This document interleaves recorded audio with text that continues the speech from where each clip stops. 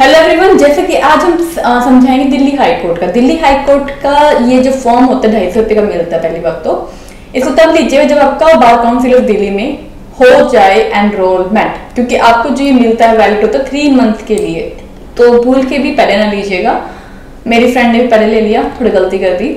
तो जब आपका बार काउंसिल ऑफ दिल्ली में एनरोलमेंट हो जाए, आपको वहाँ का सारा ID कार्ड सब कुछ मिल जाए, तब इसको आप लीजिएगा। ठीक है, तब आपके लिए बेनिफिशियल रहेगा। 3 मंथ की इसकी वैलिडिटी होती है। ठीक है, कोई क्वेश्चन क्वेरी तो आप इनको मेल भी कर सकते हैं, पूछ भी सकते हैं। ठीक है, अब दिल्ली हाईकोर्ट ये बात का ये है, इसमें 2500 से 5000 फीस लगती है। 30 साल से आप कम की उम्र के हैं तो 2500, 30 साल से ऊपर की उम्र के हैं 5000, और 1200 तो अलग लगेगी और 1 और 2 ऐसे की फीस अलग लगेगी। तो 1200 पूरे साल की फीस ले ली जाएगी पहले ही आपसे, तो वो भी ध्यान रखिएगा। ठीक है, अब यहाँ एक आपको फोटो लगानी है, लाइफ टाइम के लिए आपकी फोटो मतलब उनके पास रिकॉर्ड हो जाएगी और इसी से आपका कार्ड बनेगा। तो थोड़ी सुंदर सी फोटो लगाइएगा।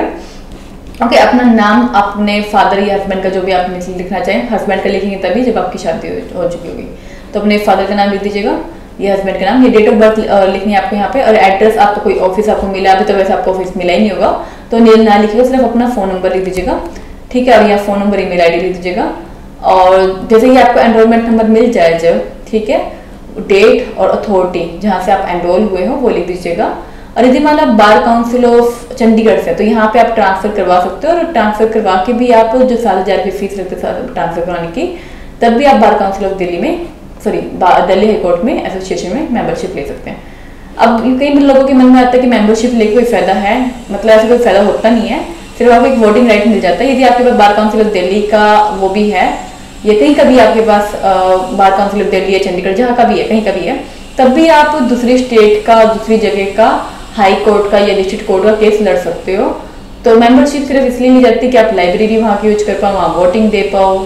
ठीक है, थोड़े लोगों के बीच आपकी जान पहचान हो जाती है, क्योंकि वो वोटिंग के चक्कर में आपको जानने पहचान ले जाते हैं, तो इतना फायदा होता है। अदरवाइज कोई मेंबरशिप लेके इतना फायदा नहीं होता। ठीक है, whether applied for ordinary membership और एसोसिएट मेंबरशिप, भाई आपने कहीं अप्लाई की हो ऑर्डिनरी मेंबरशिप या एसोसिएट मेंबरशिप, यदि नहीं की तो नो लिख दीजिएगा। एनरोलमेंट नंबर, डेट और अथॉरिटी लिखना तो आपके लिए जरूरी, तो वो लिख दीजिएगा। ठीक है, एनरोलमेंट नंबर जो भी आपका D/ जो भी है 2024 जो भी 25 जो भी है वो लिख दीजिएगा। अथॉरिटी जो भी है बार काउंसिल ऑफ दिल्ली है जो भी आपके वो लिख दीजिएगा। ओके, विच कोई member whether member of any other bar association, यदि आप किसी अदर मेंबर मतलब बार एसोसिएशन हमारा चंडीगढ़, राजस्थान या कहीं के भी मेंबर है तो उसकी डिटेल लिख दीजिएगा। यदि रहे हो तो, यदि आपने ट्रांसफर करवाया हो तो ठीक है तो वो लिख दीजिएगा, यदि नहीं रहे तो नल लिख दीजिएगा। प्लेस ऑफ प्रैक्टिसिंग, भाई आप कहाँ प्रैक्टिसिंग करेंगे, नेम ऑफ बार एसोसिएशन का नाम लिखिए। ठीक है, और आप कहाँ पे वोट देना चाहेंगे, तो जब दिल्ली हाईकोर्ट की आप मेंबरशिप ले रहे हो तो नेचुरल दिल्ली हाईकोर्ट में देना चाहोगे तो दिल्ली हाईकोर्ट ले देना यहाँ पे।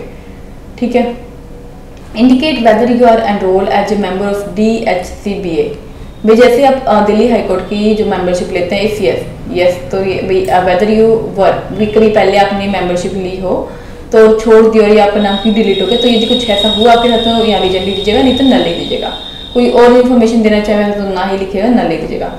डिक्लेरेशन में अपना नाम लिखिएगा, अपने सिग्नेचर करिएगा, डेट लिखिएगा। ठीक है, सबमिट करवा दीजिएगा, जिस दिन सबमिट करो उस दिन की डेट लिखिएगा। ओके, अब ये 10 आ रहे हैं, ये उनके सिग्नेचर लेने, 10 जो आपको यहाँ वेरीफाई करेंगे, 10 जिनका मतलब 10 साल का ईयर एक्सपीरियंस हो चुका है, 10 एडवोकेट का आपको सिग्नेचर चाहिए, उनके नाम, उनका एड्रेस, उनकी मेंबरशिप नंबर, तो उससे क्या हो जाएगा कि आप यहाँ पे एनरोल करवा पाओगे। ठीक है, तो ये 10 एडवोकेट की आपको डिटेल डालने पड़ेगी, उनका नेम, एड्रेस, उनका सिग्नेचर, उनका मेंबरशिप नंबर, ताकि वो आपको वेरीफाई कर पाए। तो ये थोड़ा सा ये एक फॉर्मेलिटी है, तो वो आप हमारे थ्रू भी करवा सकते हैं, आप पे करके हमारे थ्रू ये फॉर्म भरवा के। ठीक है, अपने बस सिग्नेचर आपके चाहिए होंगे, सिग्नेचर करके आप हमें दे दीजिएगा।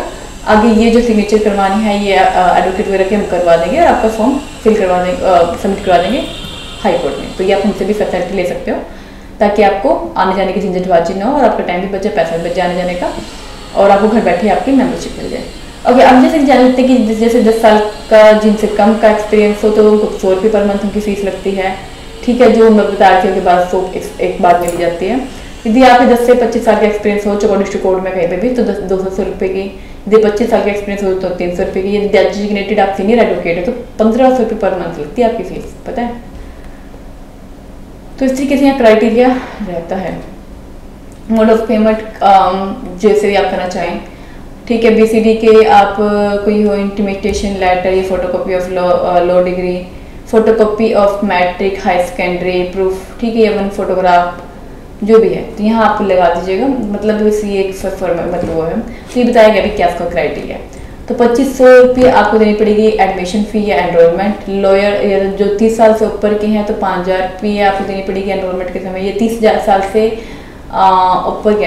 और यदि आप सीनियर एडवोकेट है, यदि आप मेंबरशिप लेते हैं दिल्ली हाई कोर्ट में, तो 10 साल की। तो 1 ईयर सब्सक्रिप्शन आपको मिल जाता है। मेंबरशिप जो फॉर्म है उसका जो 250 रुपये का मिलता है ये। यदि आप री एडमिशन फीस देते हैं तो वो 5000 रुपये लगते हैं, री एडमिशन की 5000 रुपये, नहीं तो अदरवाइज 250 रुपये। ठीक है, मैं आपको तरीका बता दी। यदि आपको हमारी सर्विस चाहिए, यदि आपको दिल्ली हाई कोर्ट में या चंडीगढ़ हाई कोर्ट में, किसी भी हाई कोर्ट में आपको अपना एनरोलमेंट, अपनी मेंबरशिप करवानी है, मतलब अपनी मेंबरशिप लेनी है, आप हमारे थ्रू ले सकते हैं पे करके। ठीक है, आज की वीडियो में इतना ही, और हमने इतनी गर्मी में आपके लिए वीडियो बनाई है बिना पंखे कूलर के। तो चैनल को सब्सक्राइब शेयर जरूर करिएगा। कोई क्वेश्चन क्वेरी तो हमें व्हाट्सएप कर, मतलब सॉरी उसमें कमेंट कर सकते हैं। और वीडियो को कमेंट में एक थम्स अप जरूर करिएगा। यदि आप कुछ कमेंट भी नहीं करें, कम से कम थम्स अप जरूर करिएगा और हमें मोटिवेट करिएगा। और लाइक सब्सक्राइब शेयर करना ना भूलिएगा। तो आज की वीडियो में इतना ही। कोई भी आपको फैसिलिटी चाहिए, कोई भी आपकी कमेंट हो, कोई क्वेरी हो, तो आप नीचे कर सकते हैं।